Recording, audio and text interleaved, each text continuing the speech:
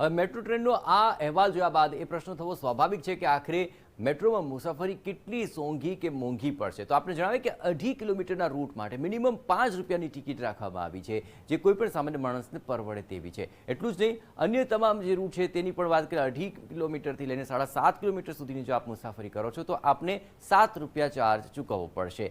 એ ઉપરાંત એનાથી વધારે કિલોમીટરની યાત્રા જો ચૂકવો તો તેના માટે વધુમાં વધુ આપે 25 રૂપિયા ચૂકવવા પડશે। એટલે કે વસ્ત્રાલ ગામથી થલતેજ સુધીની મહત્તમ જે ટિકિટ છે તે આખરે 25 રૂપિયા હોઈ શકે। પણ આપણે જાણીએ કે મેટ્રો ટ્રેનનો રૂટ, જે સ્ટેશન અને સમય, તો 35 મિનિટમાં એક છેડેથી બીજા છેડે સુધી આપ આસાનીથી પહોંચી શકશો। એટલે કે સમયની આખરે ચોક્કસપણે બચત થશે પૈસાની સાથે। તો પૂર્વ પશ્ચિમ, ઉત્તર દક્ષિણ 2 કોરિડોરની અંદર આખરે આ મેટ્રો દોડવાની છે। વસ્ત્રાલથી થલતેજ સુધી 21.16 કિલોમીટરનો આ રૂટ રહેશે, જે માત્ર 35 મિનિટમાં કાપી શકાશે।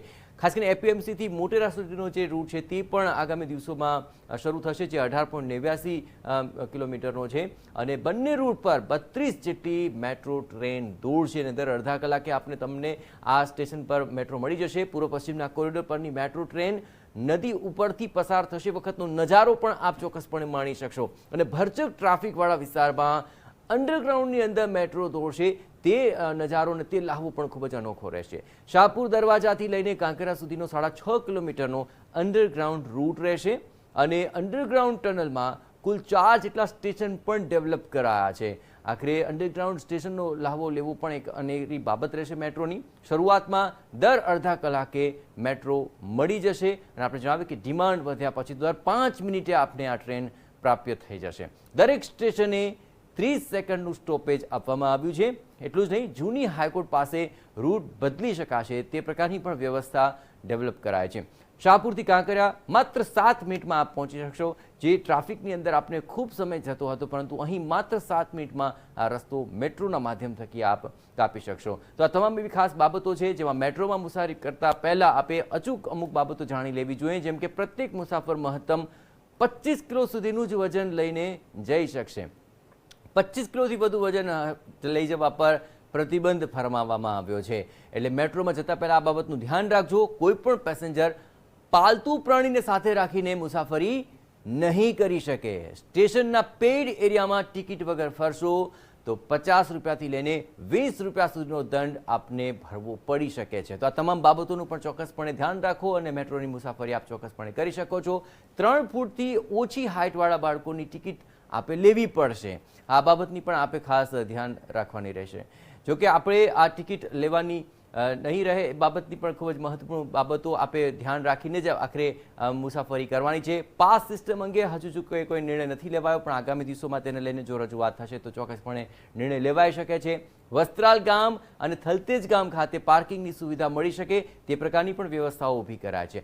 પાર્કિંગ ચાર્જ હજે હાલ કોઈ નિર્ણય નથી કરાયો, પરંતુ આગામી દિવસોમાં તેને લઈને ચોક્કસપણે સુવિધાઓ ડેવલપ થઈ શકે છે। ખાસ કરીને વિદ્યાર્થીઓ, દિવ્યાંગો છે, વૃદ્ધો માટે પણ કન્સેશનનો નિર્ણય લેવાઈ શકે કેમ, પણ હાલ પૂરતો આવો નિર્ણય હજી નથી લેવાયો। હાલમાં મેટ્રોની ટિકિટ ઓનલાઈન બુક કરવાની વ્યવસ્થા નથી, પણ આગામી દિવસોમાં તે માટે પણ વિચારણા ચોક્કસપણે થઈ શકે છે। સ્ટેશન પર ગોઠવવામાં આવેલી વ્યવસ્થા પરથી જ આપે ટિકિટ લેવી પડશે, તે બાબતનું પણ આપે ધ્યાન રાખવાનું છે। હેલ્પલાઇન માટે કોઈ નંબર હજુ સુધી જાહેર નથી કરાયો, પરંતુ આગામી સમયમાં સમસ્યાઓને ધ્યાનમાં રાખીને એ નંબર પણ શરૂ થઈ શકે છે। અમદાવાદ મેટ્રોમાં એડવાન્સ રિઝર્વેશનની હાલ પૂરતી કોઈ વ્યવસ્થા નથી। ટ્રેનમાં કોઈ પણ ફેરિયા અને પ્રવેશની મંજૂરી આપવામાં નથી આવી। પ્રત્યેક સ્ટેશન પર પીવાના પાણીની ચોક્કસપણે વ્યવસ્થા અત્યારે ઊભી કરી દેવાય છે। ચા નાસ્તા માટે કેટલાક સ્ટેશનો પર સ્ટોલની વ્યવસ્થા કરવાની યોજના વિચારણા હેઠળ છે। એ સિવાય આ તમામ એવી બાબતો કે મેટ્રોની મુસાફરી કરતા પહેલા આપને કોઈ અગવડ ન પડે તે માટે આ તમામ બાબતો ચોક્કસપણે આપે ધ્યાનમાં લેવી અત્યંત જરૂરી છે। હવે જરા આપને રૂટ જણાવી દઈએ। પશ્ચિમ રૂટ, જ્યાં શાહપુરથી થલતેજ વચ્ચે જે સ્ટેશન આવી રહ્યા છે તેની અંદર દૂરદર્શન કેન્દ્ર અને ત્યારબાદ ગુરુકુળ રોડ સ્ટેશન પર આપે ઉતરાણ કરવાનું રહેશે।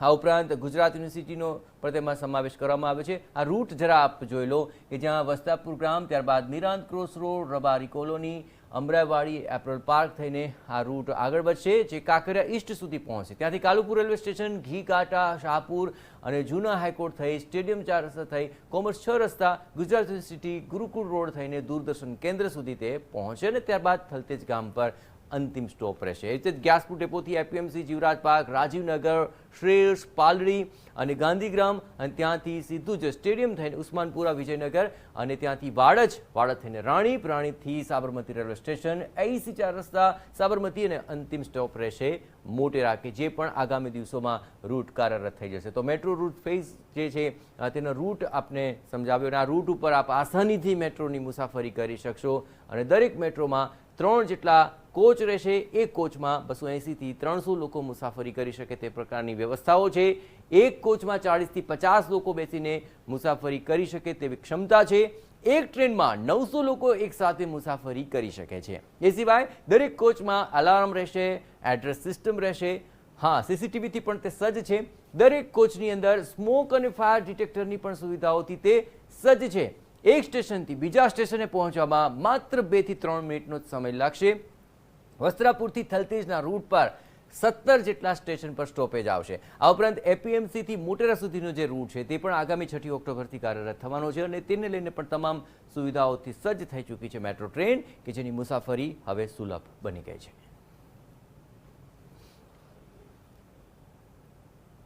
હવે મેટ્રોમાં શું છે તો ખાસ કરીને ભાડા ઉપર સૌ કોઈ નજર રહેશે. 5 રૂપિયાથી 25 રૂપિયા સુધીનું ભાડું છે. મિનિમમ ભાડું 5 રૂપિયા, મેક્સિમમ 25 રૂપિયા. મેટ્રોનું સ્ટોર વેલ્યુ કાર્ડમાં 50 રૂપિયા ડિપોઝિટ ભરીને તે લઈ શકાશે. આ કાર્ડથી દરેક ટ્રીપ પર ભાડાના 10%, જ્યાં 10% ડિસ્કાઉન્ટ પણ મળશે. કનેક્ટિવિટી માટે મેટ્રો સ્ટેશન નજીક, બીઆરટીએસ, એમટીએસના બસ સ્ટેન્ડ પણ નજીક પડી જશે.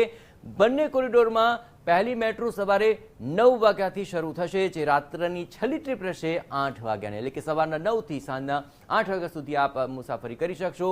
દર 30 મિનિટે મેટ્રોની ફ્રીક્વન્સી આપને મળી જશે, અને મુસાફરો જો વધશે તો ફ્રીક્વન્સી પણ વધશે, અને દર 5 મિનિટે ફ્રીક્વન્સી રહે તેવી પણ વિચારણા ચાલી રહી છે. બંને છેડે 3 ટિકિટ બારી રહેશે. 2 ટિકિટ વેન્ડિંગ મશીન પણ ત્યાં કાર્યરત રહેશે. ટિકિટ લીધા પછી પ્લેટફોર્મ પર આપ પહોંચી શકશો અને મુસાફરી કરી શકશો. ટ્રેનમાંથી ઉતર્યા પછી ઓટોમેટિક ફેર કલેક્શન ગેટમાંથી આપને પસાર થવું પડશે. ઇન્કમટેક્સ જૂની હાઈકોર્ટ સ્ટેશનેથી ઇન્ટરચેન્જ પણ કરી શકાય તે પ્રકારની વ્યવસ્થા આ મેટ્રો રૂટમાં રહેશે.